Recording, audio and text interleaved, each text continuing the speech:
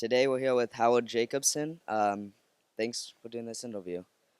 So, uh, here at Festivaletteratura, presenting what has been called cover versions of Shakespeare, you have taken one of his plays and transformed them into contemporary novels from stage to page. So, how did you get involved with this project, and how did it come to choose? How did you choose your play? I became involved because they asked me. And when somebody asks, you should say yes. And I didn't choose the play, they chose the play. And then they said, are you happy doing this? And I said, I would rather do Hamlet, Macbeth, The Winter's Tale, Timon of Athens, Two Gentlemen of Verona. I went through all the plays. I wasn't sure I wanted to do The Merchant of Venice because it meant tackling Jewish themes of kinds I always write about in my novels, and I wanted to change. But in the end, I thought, no, I can see a new way of doing this, and Shylock is one of the greatest characters in Shakespeare and has been badly misread.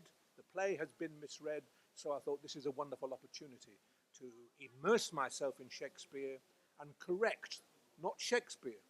Shakespeare does nothing wrong in this play. People often say it's an anti-Jewish play. It is not. It has been misinterpreted, this play. So I wanted to have an opportunity to tell the story again and to tell it in a way that would correct some of these misinterpretations of the play. Thank you. Um, What were the main challenges you faced in adapting and creating this novel? You face any challenge if you take on Shakespearean material because Shakespeare is the greatest writer there has ever been. And if you are English, if you're anybody actually, but certainly if you are English, you cannot speak without hearing Shakespeare in your head, without hearing Shakespearean language. So there is this constant challenge as a writer to, to do justice to Shakespeare all the time. Every time you write, you are sort of trying to do justice to Shakespeare, who sort of started modern writing, really. But when you then take a Shakespeare play, the challenge is enormous because if you don't write well, if the poetry isn't resonant, if the story doesn't grip people, if the sympathies are not complex, you failed Shakespeare. So all the time you're writing, you feel Shakespeare is standing here right behind you, saying, uh-uh. But when you're writing well, Shakespeare is standing behind you and saying, that's good. I heard Shakespeare saying to me, that's good, Howard. Well done, Howard. Keep going, Howard. Um,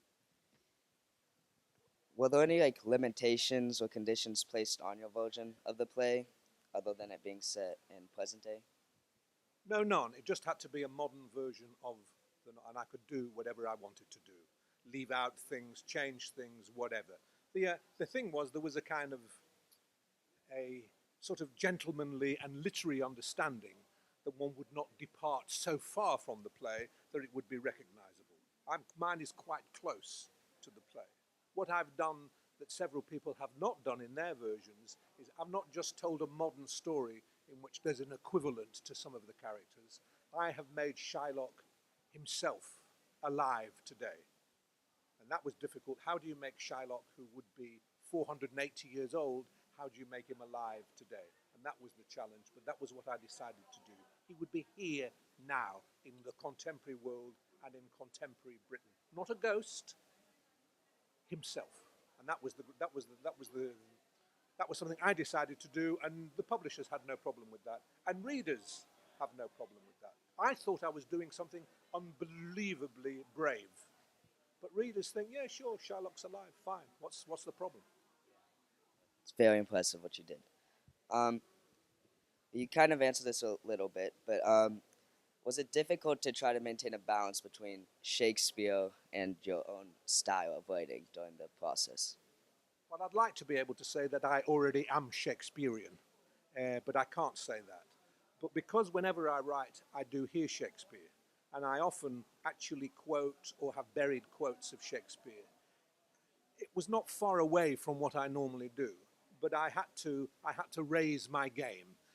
The language had to be more poetical than it would normally be, but not too poetical so it would feel false. So the hard thing was to find words for shy. My contemporary characters can speak like contemporary people from modern Britain. I know how to do that. how to make Shylock talk. That was the difficult thing. So he had to sound very serious, slightly not of today, but of today, and certainly not of yesterday, but bearing some resemblance to yesterday. So it was a fine, like walking a tightrope between then and now. But that was a wonderful challenge.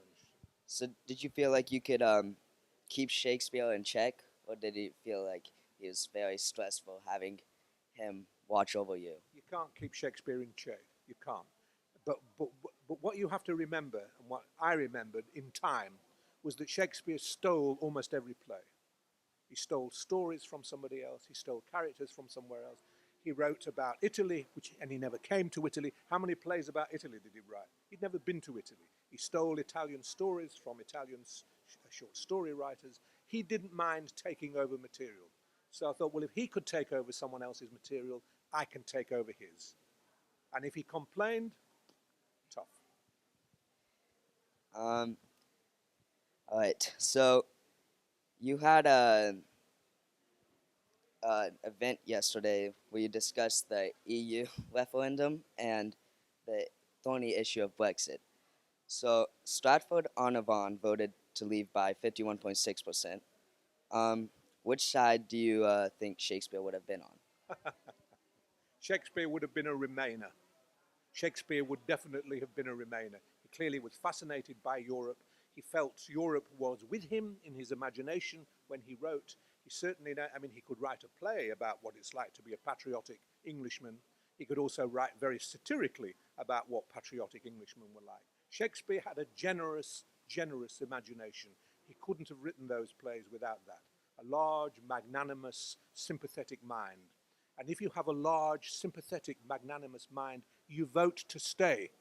The vote to leave was mean, it was miserable, it was spiteful. It came out of feelings that my life isn't good, so no one's life is going to be good. Shakespeare would not have felt like that. I can't prove this, but it's true. Well, Shakespeare was a Remainer. thanks a lot for the interview. Yeah, thank you. My pleasure. Thank you very much. It was a Nice to pleasure. talk to you. Thank you very You much. too.